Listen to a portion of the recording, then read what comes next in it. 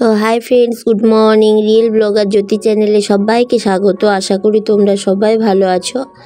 তো আমি ভালো আছি বলতে একটুখানি গলাটা এখন একটু ঠিক হয়েছে, নাহলে তো কয়েকদিন কথাই বলতে পারছিলাম না। তো দেখো আমি ভয়েস ওভার দিচ্ছি। আর সকালবেলায় আমি ঘুম থেকে উঠে ফ্রেশ হয়ে আমি মুড়ি আর ঘুগনি খেয়ে নিলাম, দিয়ে তারপরে জল আনতে গেছিলাম। আর হাসছি, এদিকে বাবা আমার জল আনার ভিডিওটা শ্যুট করে দিচ্ছিল।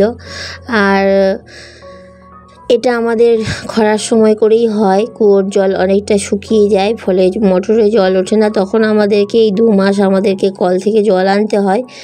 আর কথায় আছে না, অভাগা যেদিকে যায় সাগর শুকায় যায়, সেরকম অবস্থা। আমরা ছোটোবেলা থেকেই কাজ করে অভ্যস্ত, তো এখনও আমাদের অন্যথা কিছু নয়, এখনও কাজ করতেই হয়। তো সেই রকমই অবস্থা। তো জল এদিক ওদিক থেকে ছোটোবেলা জল বয়ে বয়ে এনেছি, এখন নিজের বাড়িতে কুয়ো আছে, তবুও এই অবস্থা। আর ওদিকে আমি কাপড়টা ভিজিয়ে নিলাম, জল টল এনে সব ভর্তি করা হয়ে গেছে, দিয়ে কাপড়টা ভিজিয়ে নিলাম। কাপড়টা একদমই কলপাত থেকে কেচে নিয়ে চলে এসেছি। তো আমি অনেকটাই শর্ট করে দিয়েছি, কারণ ভিডিওটা অনেকটা লেন্দি হয়ে যাচ্ছে। আর আজকাল বড় ভিডিও কেউ দেখতে যায় না, তার ফলে ভিডিওটা আমি অনেকটাই শর্ট করে দিলাম।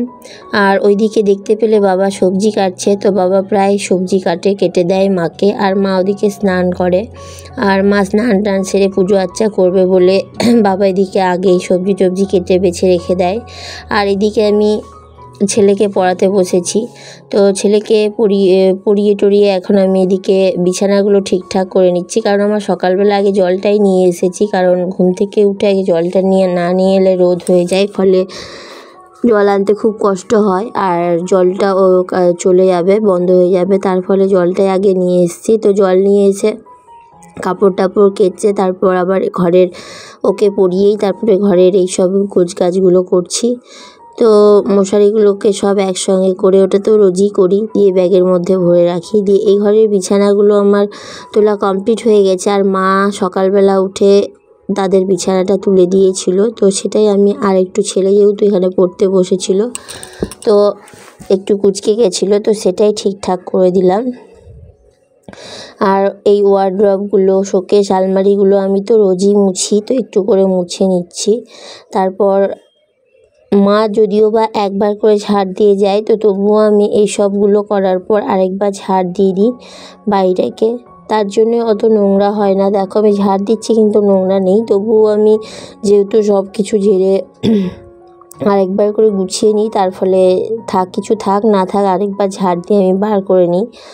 তো আমি এখন ঝাড় দিয়ে নিচ্ছি। আর ছেলে যেহেতু একটা বাচ্চা থাকলেই বেশি নোংরা হয়, তো ও এদিক ওদিক জিনিস ছড়ানো ছিটানো এসব করে বেড়ায়, আর আমি গুছাতে থাকি, তো ওর জন্যই বেশি আরও নোংরা হয়, তা নয়তো হতো না।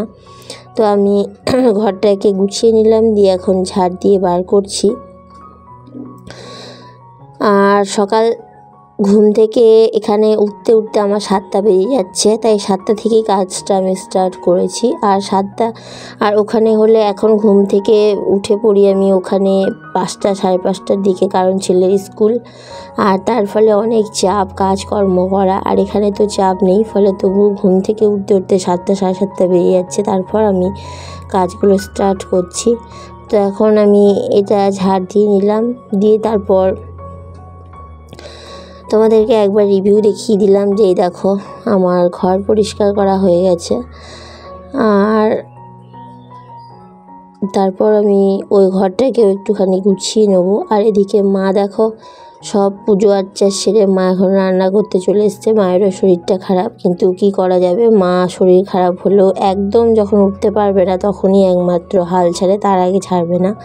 তো এখানে মা মাছ ভেজে রেখেছে, আর মাছের ঝোল করবে, আর পটল আলুর তরকারি করবে, আর উচ্ছের চড়া করবে। এদিকে উচ্ছে কাটা আছে, বাবা তো কেটে দিয়েছিল সব, তো এগুলো মা এখন রান্না করবে। আর আমি মা কি রান্না করছে দেখিয়ে দিলাম। দিয়ে এখন ঘড়িতে 11টা সাড়ে 11টা বাজে, তখন আমি এই ঘরের বিছানাটা তুলছি। আজকে আমার বিশাল লেট হয়ে গেছে, কারণ ছেলের সাথে সঙ্গ দিতে গিয়ে, কারণ বাবা সবজি কেটে কুটে একটু বেরোলো, তো ওর সঙ্গী বাবা না থাকলে তখন পুরোটাই আমাদের উপর ওর ইয়ে হয়, মানে খেলা, যত জেদ আবদার সব তখন আমার সাথে, আর নয়তো মায়ের সাথে, দিদাইয়ের সাথে। তো যেহেতু দিদাই রান্না করছে, তার ফলে আমাকে এখন ওকে সঙ্গ দিতে হবে। তার ফলে ওকে সঙ্গ দিতে গিয়ে আমার অনেকটাই দেরি হয়ে গেছে। তো এদিকে আমি বেড কভারটা তুলে এগুলো ঝেড়ে নিচ্ছি। আমাদের প্রত্যেকটা তোষকের উপরে একটা করে কাঁথা, আর সেই কাঁথাগুলোকে কভার পরানো, সেগুলো দেওয়া আছে। তাতে করে তোষকটাও নোংরা কম হয়, আর কাঁথাগুলো যেটা পাতা থাকে সেগুলোর কভারগুলো একবার করে কেচে দিয়ে আবার ঢুকিয়ে দিয়ে পেতে দিলে পরিষ্কার থাকে। তার ফলে প্রত্যেকটা তোষকের উপর একটা করে কাঁথা আমার মা বিছিয়ে রাখে। সেই কাঁথাটাই আমি কভারটা ঠিকঠাক করছি, দিয়ে তারপর বেডশিটটাকে পেতে দিব, ফলে নোংরাটাও কম হয়। আর এই ঘরে বিছানাটা এখন নোংরা কমই হয়, কারণ আমি এসে 1-2 মাস 3 মাস যা থাকি তারপরে ঘরের বিছানাটা ফাঁকাই থাকে, তো নোংরাও সেটা সাধারণত খুব কমই হয়। আর আমাদের বাড়ির জিনিসপত্র এমনি নোংরা কমই হয়, কারণ মা সবসময়, আমি চলে যাওয়ার পর মা সবসময় পরিপাটি করে গুছিয়ে রাখে আর পরিষ্কার রাখে, তার ফলে নোংরাটা কমই হয়।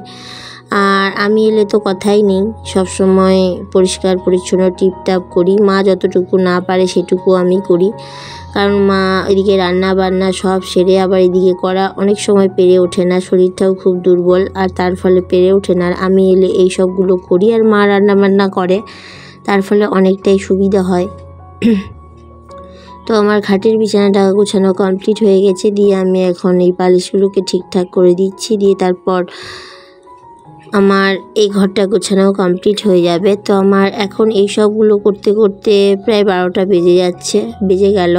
তো জানি না ভিডিওটা তোমাদের কেমন লাগবে। যদি ভালো লেগে থাকে প্লিজ লাইক, শেয়ার, সাবস্ক্রাইব করো, আর ভালোবেসে আমার পাশে থেকো। তোমাদের একটা লাইক আমাকে পরবর্তী ভিডিও বানাতে খুব মোটিভেট করে, তো প্লিজ একটা লাইক দিও। তারপরে এই সবগুলো করে আমি ছেলেকে স্নান করাবো, দিয়ে নিজে করব। তো আমার বিছানাটা গোছানো কমপ্লিট। তোমাদেরকে একবার গোটা ঘরটা রিভিউ দেখাতে পারলাম না, শুধু এইটুকুর জন্যই। তো আজকে এইটুকুই। সবাই ভালো থেকো, সুস্থ থেকো, টাটা।